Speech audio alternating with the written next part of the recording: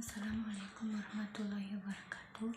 Saya Umi Hanifah dari Prodi PAUD Pendidikan Islam Anak Usia Dini akan menjelaskan sedikit tentang aliran behavioristik, implikasi behavioristik dalam pendidikan.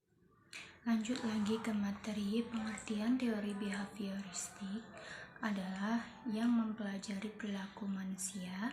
Perspektif behavioristik berfokus pada peran dari belajar dalam menjelaskan tingkah laku manusia dan terjadi melalui rangsangan berdasarkan stimulus yang menimbulkan hubungan perilaku reaktif atau respon. Tingkah laku menurut teori ini adalah bahwa tingkah laku sepenuhnya ditentukan oleh aturan, bisa diramaikan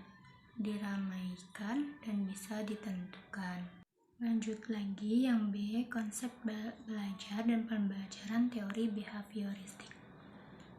Belajar secara sederhana dapat diartikan dengan membaca buku, menyelesaikan pekerjaan rumah, atau yang sering disebut dengan PR, mengerjakan tulisan, sebagai dimana yang sering kita dengar dari ungkapan orang tua kepada anaknya, ayo belajar, jangan bermain-main saja, belajar yang benar.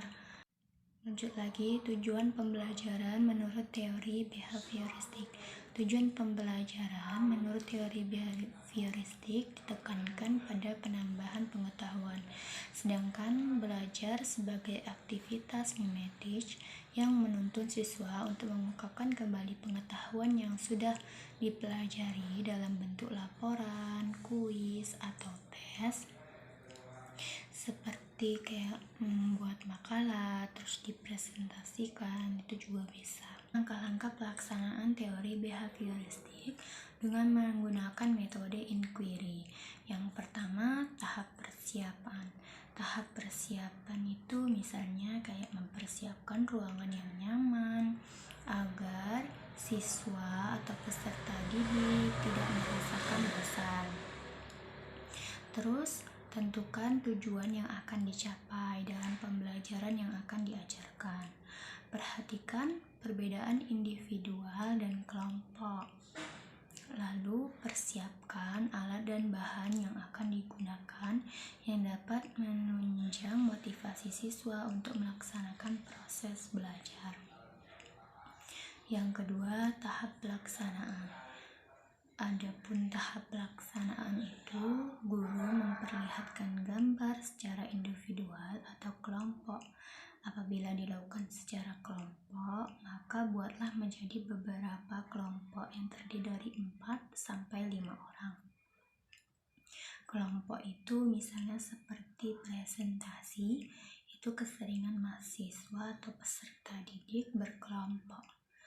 Lanjut lagi, selama belajar berlangsung, perhatikan minat, keseriusan, ketekunan, keaktifan, kerjasamanya dalam mengamati dan merespons gambar yang diperlihatkan oleh guru.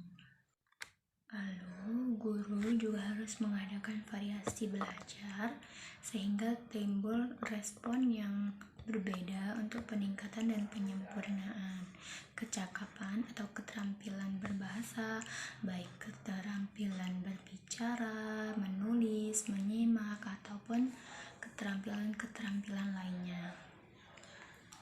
Ada lagi tahap penilaian. Selama pembelajaran berlangsung, guru melakukan koreksi dan penilaian terhadap proses pelaksanaan pembelajaran, baik dari jasa mahasiswa. Berilah reward yang berupa hadiah atau pujian bagi siswa atau kelompok yang berprestasi. Misalnya kayak kelompok yang berprestasi itu diberi tepuk tangan atau nilai A+, agar dia lebih semangat untuk belajar. Hanya ini yang bisa saya jelaskan, kekurangannya saya mohon maaf. Wassalamualaikum warahmatullahi wabarakatuh.